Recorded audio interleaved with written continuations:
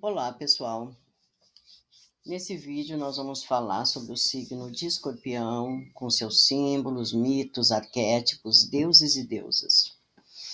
Escorpião é o oitavo signo do zodíaco. O elemento dele é a água e o regente dele é Plutão e o modo dele é fixo. Outros arquétipos míticos, né, que correspondem a esse signo. Marte, que é Áries, Nergal, da Babilônia, Perséfone, a deusa cretense das cobras, e Nana, da Suméria, Orfeu e Eurídice, Juno, Hera, e Sacto, do hinduísmo. Asclépio, durante o mês de Escorpião, diz que as folhas caem das árvores e a terra começa a se desligar para preparar-se para o longo sono do verão. Nas antigas religiões da natureza, essa era a estação em que a deusa ou Deus realmente ia para o mundo subterrâneo. Todas as coisas ficariam vazias e geladas até que o solstício de inverno marcasse o início do processo de retorno, levando finalmente à ressurreição na primavera. Os povos celtas celebravam o festival do Samhain durante esse mês. O antigo festival ele sobrevive atualmente como Halloween. E na noite de Samhain, as portas entre os mundos ficam abertas. A ligação entre humanos e elementais, ou humanos e os espíritos dos mortos, eram intensamente aumentada. Nos países latino-americanos, e mesmo em Los Angeles e parte do sudoeste dos Estados Unidos, o primeiro e o segundo dia de novembro são reverenciados como o Dia dos Mortos. Famílias fazem piquenique em cemitérios e crianças comem doces em formas de esqueletos. Não é de se espantar, então, que Escorpião seja associado à descida ao mundo subterrâneo. Para a maioria de nós, isso significa uma jornada às profundezas de nosso ser, e inevitavelmente é muito dolorosa, pois nos força a enfrentar os nossos demônios interiores e complexos psicológicos. Mas Escorpião também traz a promessa de ressurreição, de retorno da luz. Então, assim, Escorpião é visto como um signo de transformação, e certamente ele sempre foi associado à sabedoria oculta. Alguns astrólogos representaram Escorpião como um processo quádruplo, do escorpião irritado ao lagarto introspectivo, que é essa entrada para o subterrâneo, da águia arrojada, que é esse renascimento, até a pomba de asas alvas, que é o Espírito Santo. Dani Rudyard comparou o escorpião a fênix, um pássaro egípcio mítico que se imolava numa pira funeral e renascia em seguida de suas próprias cinzas. A ligação entre escorpião e o mundo subterrâneo remonta aos inícios da astrologia. Assim como os outros signos fixos, ela aparece no épico de Gilgamesh babilônico. Quando Gilgamesh estava no caminho para Dilmun, o além babilônico, ele teve que cruzar montanhas guardadas por homens escorpião. Assim como na Suméria, o escorpião era o guardião sombrio no umbral do outro mundo, e era preciso passar pelos portões da escuridão para chegar ao mundo da luz. E se os babilônios ligavam esse signo ao mortal escorpião, também o ligavam à águia, como fica claro na visão de Ezequiel. A imagem do escorpião exige alguma consideração, porque foi em parte por causa dessa criatura um tanto desagradável e medonha que Escorpião recebeu uma imagem tão sombria e negativa na astrologia tradicional.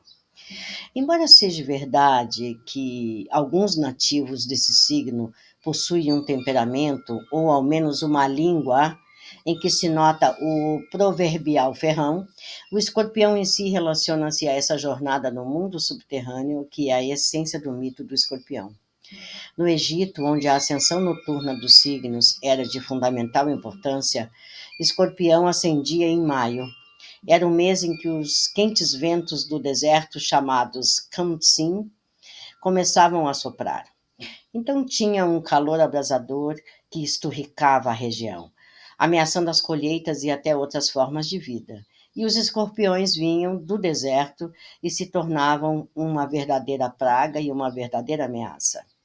Essa imagem do sol escaldante que destrói a vida é, de fato, a polaridade negativa ou subterrânea do sol. Pois, embora o sol traga a vida e a vitalidade ao mundo, ele pode também trazer a destruição.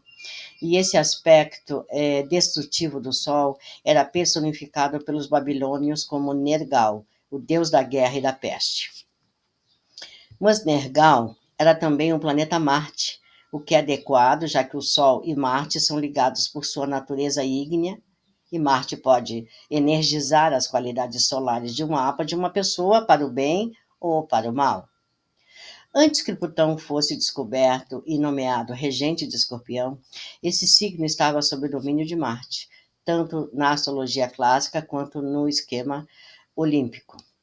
Pela primeira vez, derramamos-nos como um signo que mudou de regência, em que o simbolismo desse signo foi transformado para poder representar as energias plutonianas e não mais as marcianas. É verdade que alguns astrólogos ainda utilizam a clássica regência de Marte para Escorpião, mas após a descoberta de Plutão em 1930, a maioria dos astrólogos notou que as energias arquetípicas representadas por Plutão em nosso mundo contemporâneo, como a bomba atômica, grandes corporações, essa psicologia profunda, pareciam encaixar-se simbolicamente no signo de Escorpião. Já o deus Nergal, ele era conhecido na Babilônia principalmente por ter usurpado o trono do mundo subterrâneo. Isso é muito comum quando a gente dá uma olhada, então, nesse mito de Marte. O deus da guerra e da peste arrombou os portões do inferno, destronou a deusa que ali reinava e autodeclarou-se senhor dos mortos. O sol escaldante do meio-dia tornou-se o sol da escuridão, o sol oculto ou o sol da meia-noite. Na história de Hades e Perséfone, Hades surge do imundo subterrâneo em seu carro negro e ele rapta Perséfone, fazendo dela sua noiva para reinar com ele, enquanto na versão babilônica a divindade inflamada e masculina desce e toma o governo do mundo subterrâneo da presença feminina. Já na versão grega, o mundo subterrâneo é, no início, regido apenas por uma divindade masculina, mas o equilíbrio das energias masculina e feminina no mundo inferior é restaurado quando Hades rapta Perséfone. Os gregos compreendiam que o vasto, o escuro, o inexplorado e inexplicado reino do inconsciente e do sentimento primordial pertenciam ao elemento feminino. Outro mito grego conta como Apolo, o deus Sol, chegou a Delfos e ali se estabeleceu. Mas o primeiro residente daquele lugar sagrado era Piton, uma divindade serpentina feminina associada a Gaia, que é a Mãe Terra. Para exigir aquela região, Apolo teve que matar Piton. E embora exigisse um domínio sobre o oráculo que estabeleceu em Delfos, era na verdade a Piton feminina assassinada. Ela foi transformada pela morte e que falava por intermédio de uma sacerdotisa chamada Pitonisa, que pronunciava as revelações divinas. Os elementos masculinos e feminino operam aqui em um estado de equilíbrio. E como vimos, Plutão no mapa astrológico é tão feminino quanto masculino. Uma vez que Perséfone se une a Hades no mundo subterrâneo, as suas energias se fundem. Como Marte e Plutão estão relacionados no mito de Nergal, não é de se espantar que esses dois planetas dividam a regência de Escorpião ou que ambos sejam associados ao mito da jornada subterrânea. Também vale notar que o Sol e Marte são fortemente relacionados de modo simbólico a esse ego consciente, e que é o ego quem sofre a destruição e transformação no subterrâneo psíquico. O esse escorpiano típico pode ter realmente um desejo de morte, ou assim nos asseguram algumas fontes tradicionais. Mas o que esses escorpianos aparentemente obcecados buscam, na real, ou inconscientemente, não é a extinção do corpo físico, tanto quanto a morte e o renascimento da consciência. Eles podem ter hobbies como corridas de carro ou paraquedismo, ou podem tentar se destruir com sexos e drogas, mas no fundo eles buscam mesmo é a transformação interior. E por meio dessa transformação interior que descobrimos a sabedoria. Escorpião, consequentemente, é um signo de sabedoria. Para muitos astrólogos, Escorpião é simbolizado pela serpente, tanto quanto pela águia, pelo lagarto ou por Escorpião. E com boas razões, pois a constelação da serpente está entrelaçada na de Escorpião. A sabedoria da serpente é um tipo específico de conhecimento que vai incluir os mistérios profundos e não revelados e quitônicos da vida, da morte e do sexo. A esse respeito, Escorpião é realmente um signo feminino ou então aquoso, pois essa sabedoria só pode ser obtida através dos sentimentos, que está relacionado e simbolizado pela água. Não é acessível à lógica. A sabedoria da serpente é feminina, que é o lado escuro subterrâneo deste feminino. Então, as serpentes, elas vêm representar um papel importante na mitologia e no ritual de muitas culturas, embora que até hoje a simples visão de uma provoque medo e paralisia em alguns humanos. A deusa cobra, tão predominante em Creta durante a Era de Touro, representava um aspecto vivificante da deusa. Mas a serpente em si, ela era adorada porque se dizia que possuía os segredos da vida, da morte e do renascimento. O dom da profecia também sempre foi ligado à sabedoria da serpente, como em Delfos. Conta-se que Cassandra, que possuía a visão profética quando criança, foi deixada em meio a serpentes. Foram encontradas lambendo as orelhas da menina.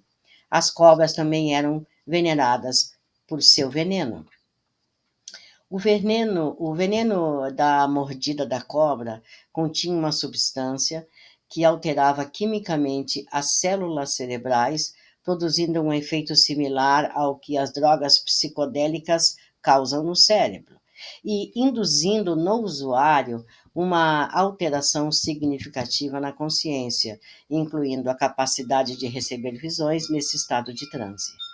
Por isso, durante cerimônias religiosas, o veneno da serpente era usado para induzir o estado alterado, digamos assim, para trazer visões dos deuses, de forma similar a que os xamãs entravam em transe para conseguir informações visionárias a respeito de curas que realizavam. Também se dizia que eles podiam entrar no mundo dos mortos nesse estado, descobrir e reconhecer o demônio particular. Os psicólogos junguianos e Platão preferem o termo menos judicioso daimon, né? E depois disso, né, depois que eles faziam esse reconhecimento do demônio particular, o negócio era voltar à realidade. A descoberta ou recognição desse demônio era o que salvava e curava o indivíduo, semelhantemente ao modo como a mordida de uma serpente venenosa poderia ser curada pela ingestão do próprio veneno que infectara o doente. Os escorpianos têm a capacidade de atingir esses estados próximos ao transe e às regiões inferiores mais facilmente que a maioria das pessoas. De fato, a descoberta, a recognição e a aceitação dos demônios de uma pessoa é uma jornada de transformação que permite que os demônios anteriores se tornem totens ou símbolos da autorização para o processo de cura desse indivíduo. É por isso que se diz que as serpentes incorporam a sabedoria e sempre foram representadas no processo de cura. O caduceu, um bastão com duas serpentes enroladilhas, continua a ser o símbolo de médicos e praticantes de cura atualmente.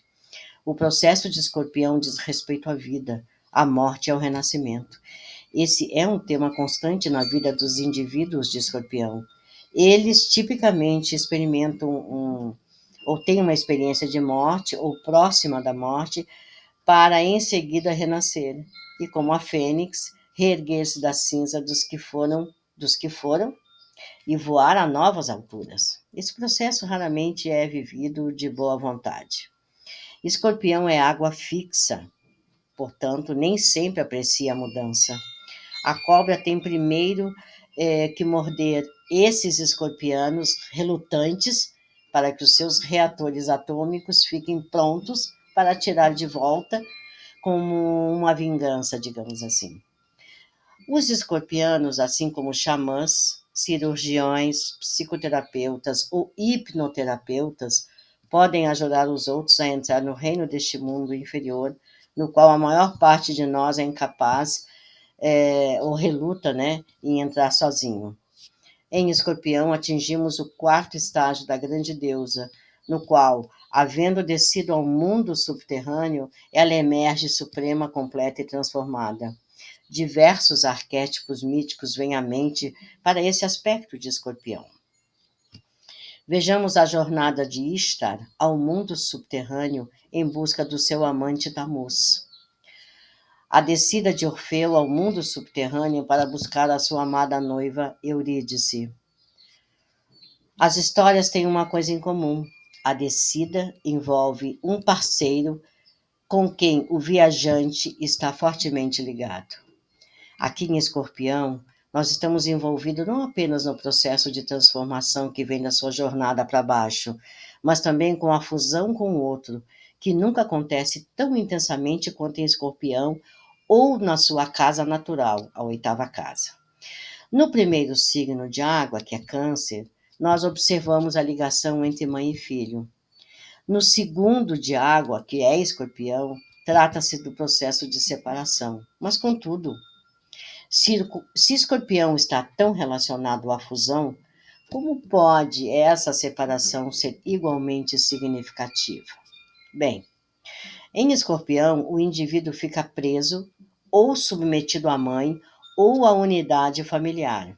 Já em Escorpião, a pessoa rompe com essa interdependência, como quando Perséfone é separada da sua mãe, Deméter, né? Para se misturar como igual à sua metade masculina, que está lá no submundo, que é Hades. Esse é um tema fundamental na vida dos escorpianos, que lidam com profundas ligações emocionais e com a necessidade de manter algum controle pessoal, de forma que os escorpianos não serão controlados pelo parceiro do mesmo modo como eram controlados pela família na fase anterior, né? Essa fase anterior que está relacionada nesse controle, a gente olha para Câncer, por causa do processo do signo de água. Na vida da maioria dos escorpianos, particularmente quando o Sol ou a Lua estão nesse signo, um dos pais exerceu um controle tão sério e deliberado sobre o indivíduo que a maior busca da sua vida é a libertação.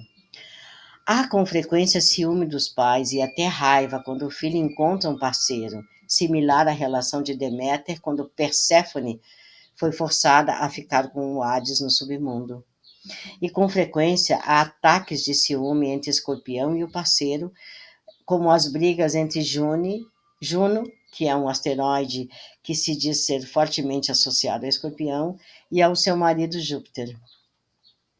Há um sentido apaixonado de compromisso que beira a necessidade obsessiva, como com Orfeu, que estava tão obcecado pela sua necessidade de ter Eurídice ao seu lado, que viajou 2 vezes ao mundo subterrâneo para suplicar pela volta dela. Então, a Eurídice, né, teve a sua vida brutalmente interrompida quando, na juventude, ela foi mordida por uma cobra venenosa. Esse tipo de novela, esse tipo de história, especialmente quando os planetas em Escorpião estão em aspectos muito aflitivos, eles trazem esse processo arquetípico desses mitos. E realmente a transformação dessas energias turbulentas é importantíssima no ciclo evolucionário de Escorpião. Os processos de separação e regeneração tão associados ao signo de Escorpião refletem também a sua regência sobre o corpo. Em astrologia médica, ambos os órgãos sexuais, procriação, regeneração e os eliminativos, que é o cólon e a bexiga, são regidos por Escorpião. Pessoas que têm planetas em Escorpião, especialmente as envolvidas em quadratura T fixo, com frequência têm problemas para eliminar o antigo lixo emocional de sua vida, o que pode ter sérios efeitos também na capacidade eliminatória do corpo. Sempre que um planeta aparece em Escorpião ou na oitava casa, podemos pensar nele como reciclado. O legado psíquico ou psicológico daquele planeta não mais se adapta às necessidades do padrão evolucionário atual do indivíduo. Esses indivíduos, como Hércules, eles devem lutar com a Hidra, que é um trabalho, por vezes, associado a Escorpião, embora tenha sido também ligado a Câncer. E cauterizar, vamos dizer assim, o problema pela raiz, assim como Hércules cauterizou as muitas cabeças da Hidra. Como escorpião é um signo fixo e de água, os planetas que aparecem ali com muita probabilidade, eles estabeleceram padrões emocionais e psicológicos para gerações na árvore genealógica do indivíduo, e cabe a esse indivíduo acabar com esses padrões, transformando essas energias em um plano superior de consciência. Essa é também a dor da separação sentida por muitos escorpianos, sejam eles confortados por seu antigo ambiente ou não. Há uma ligação, e a quebra dessa ligação é um processo muito doloroso. A luta com as profundidades emocionais e os excessos que é encontrado em escorpião é muito mais encontrado, né, esses excessos, né, e essas profundidades é muito mais encontrado nesse signo de Escorpião do que em qualquer outro signo. Na extremidade de Escorpião há uma constelação chamada Ophiuco, representada como um gigante lutando com uma serpente. O portador da serpente é Asclépio, o curandeiro, honrado, aluno de Quiron. Como essa constelação estava ligeiramente fora do eclíptico, quando o zodíaco que utilizamos atualmente se formou, ele não foi incluído como um signo em nossa mandala astrológica, né? Porque, de fato, o Fíoco fica acima um pouco de Escorpião. Mas por causa da precessão dos equinócios, hoje o Sol passa mais tempo nessa constelação do que o faz em Escorpião.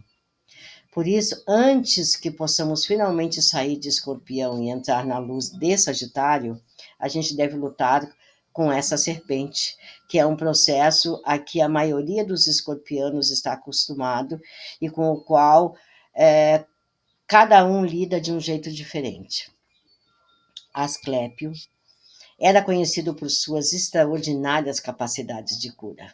Dizia-se que era capaz de trazer os mortos de volta à vida. Tal é o progresso evolucionário em Escorpião desde os tempos antigos até os modernos, do escorpião mortal ao ser humano que ganha controle sobre os segredos da vida e da morte, possuídos por essa serpente, por combate direto com ela. Há também uma ligação íntima entre Escorpião e a misteriosa força chamada Kundalini, que é o poder da serpente em sânscrito. O Kundalini é a força vital e animadora dentro de nós. É visto como uma energia essencialmente sexual. Fica na base da espinha. E os astrólogos esotéricos, eles gostam de dizer que o próprio símbolo de Escorpião representa esse poder da serpente adormecido, que está enrolado e pronto para despertar. Despertado pela meditação, o Kundalini, viaja por um canal na coluna espinhal. Quando atinge o chamado terceiro olho no centro da testa, toda a dualidade, que é essa polaridade masculina e feminina, é extinta e cria-se um campo unificado de consciência. O novo centro de consciência apenas pode tomar forma após a morte da antiga personalidade ligada ao ego, personalidade essa baseada na dualidade. Essa é outra faceta da morte que Escorpião inconsciente e obsessivamente busca. Esse poder da serpente é associado na Índia com o conceito de Shakti, que é a polaridade feminina de Deus. Em quase todas as culturas, a Mãe Divina é a fonte da sabedoria da serpente. Embora estejamos acostumados a pensar na polaridade feminina ou no Yin como passiva, o Shakti é, na verdade, uma força ativa. E como é também uma força sexual, com frequência ela é muito mal utilizada. Tradicionalmente, um desequilíbrio do Kundalini produz todos os tipos de problemas sexuais e desvios de comportamento, conceitos normalmente associados aos aspectos não desenvolvidos ou afligidos de Escorpião. O Sol em Escorpião nos pede que nos separemos de alguns dos sentimentos e padrões subconscientes que adquirimos no início da vida. Esse processo é similar ao vivido lá em Câncer, mas em Escorpião, o ato de separação tipicamente ocorre através de experiências que envolvam os nossos parceiros íntimos, como foi o caso de Orfeu. Por intermédio dessas parcerias, o escorpiano também terá muitos problemas em lidar com o poder. Tipos com a lua em Escorpião tendem a passar dias sozinhos em atividades secretas, atrás de negócios secretos. Paradoxalmente, porém, essas pessoas podem ser rejuvenescidas por atividades que podem parecer pesadas a outras pessoas. Uma sessão com um analista, um hipnoterapeuta, um astrólogo ou acum- acupunturista faz maravilha para eles.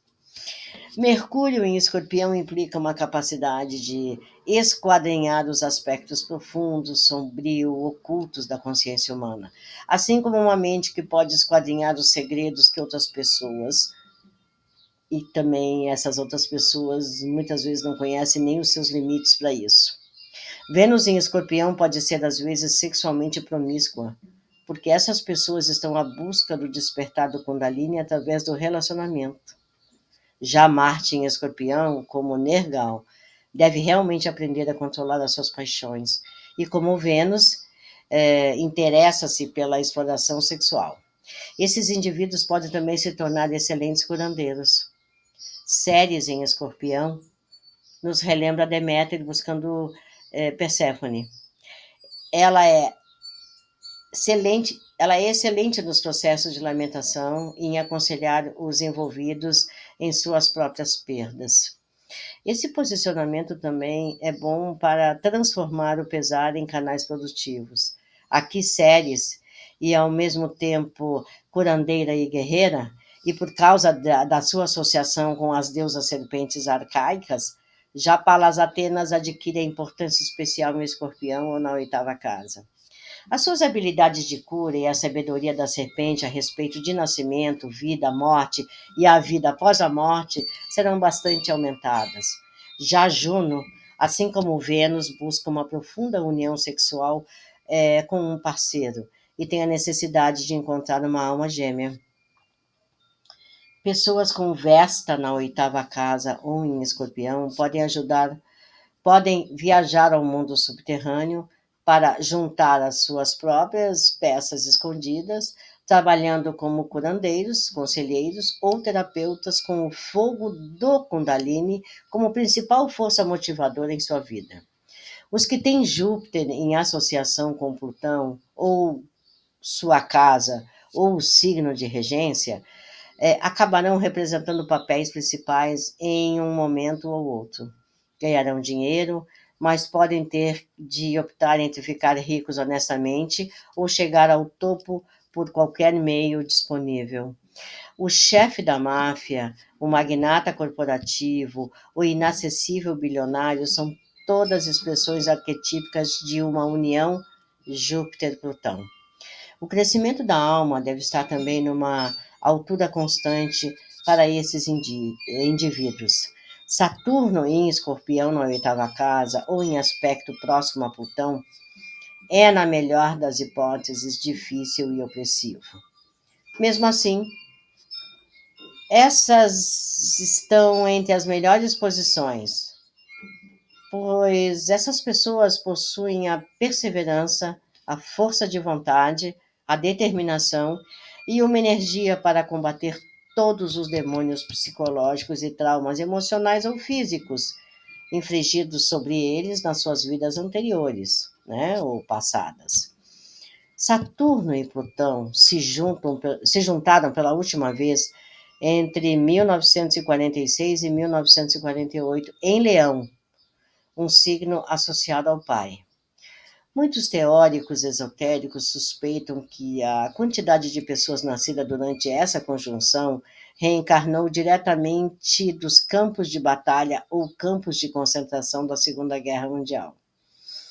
Possuindo lembranças pronunciadas e perturbadoras dos horrores da guerra, combinadas com o desafio de ficar em pé e encarar o inimigo diretamente, essa geração passou por outra guerra, o Vietnã, tanto em casa como no estrangeiro. A consequência desse horror foi que, pela primeira vez, soldados tiveram de enfrentar intensa terapia para remover os demônios psíquicos e psicológicos que os assolaram como resultado dessas lembranças. Também aprenderam a confrontar a sua própria mortalidade e o seu processo de envelhecimento. Aprender a aceitar a velhice é uma das exigências de Saturno. Aceitá-la dignamente e entrar no domínio de Hades de boa vontade é o verdadeiro teste de coragem saturnina. Em Escorpião ou na oitava casa, Quiron é realmente o xamã ou o homem da medicina. Essa posição nos força a encarar o Senhor do mundo subterrâneo em um certo nível, seja por meio de envolvimento nas artes curativas, por intermédio da experiência da doença ou de nossa própria morte iminente com a perda do outro ou, o que é mais comum, sendo forçado a enfrentar o nosso próprio mundo subterrâneo pessoal na forma de nossos complexos psicológicos interiores. Com um Urano na oitava casa, esses mesmos complexos interiores estão sempre borbulhando no consciente. A premência uraniana por libertação empurra todos os demônios para a luz para que possamos matá-los. Os que têm essa posição podem ter também algumas noções bastante liberais ou incomuns sobre a expressão sexual. Netuno, na oitava casa, é com frequência um certo paradoxo. Essas pessoas podem ser poderosamente dotadas de consciência psíquica, mas temerosas de aceitar o presente. Sonhos e um interesse geral no inconsciente pode muito bem tornar-se consciente para esses indivíduos. Já Plutão, em sua própria casa, pode ser um mestre manipulador, mas pode também mostrar um indivíduo que se especializa em transformação. Esses nativos vão buscar laços duradouros e intensos, similares ao de Hades e de Perséfone. Essas pessoas são sempre astutas, também são astutos psicólogos, são detetives e pesquisadores naturais. Então, como se observa, em Escorpião, né, representa essa descida do consciente ao seu mundo subterrâneo pessoal. Ali nas profundezas de nossa alma, o nosso antigo ego, consciência, morre para que possamos renascer. O processo psicológico de morte e renascimento, ele encontra sua metáfora na vida espiritual, meditativa, onde a transformação da personalidade e a morte da consciência do ego são conseguidas pelo controle da energia sexual chamada Kundalini. Por isso que o Escorpião é um dos mais profundos e complexos signos. Quem quiser questionar isso, pode observar essa época em que nós vivemos, assim, né? Porque quem viveu nessa época, digamos assim, de 1984 a 1996, Foi um tempo em que o objetivo individual e coletivo da humanidade e do próprio planeta é a transformação. Esse é o ciclo pelo qual passamos a cada 250 anos, quando o planeta Plutão, que é o mais distante do Sol, ele faz a sua passagem pelo signo que ele rege, Escorpião, no qual ele, sem dúvida, tem um impacto mais dramático. Durante a sua passagem por Escorpião, Plutão, na verdade, cruza o caminho orbital de Netuno, de forma que está mais próximo de nós, né, do que o seu vizinho, tão perto quanto possível da Terra e do Sol. Já nesses períodos, por exemplo, durante o ministério de Cristo, a Renascença italiana e nas vésperas da Revolução Americana, o mundo vive uma época de transformação acelerada. Eu sempre digo assim para as pessoas que estudar profundamente o signo de Escorpião vai nos ajudar a ter uma clareza maravilhosa a respeito de todo o ouro que nós temos lá no nosso inconsciente, no nosso submundo, aonde estão os nossos arquivos negativos.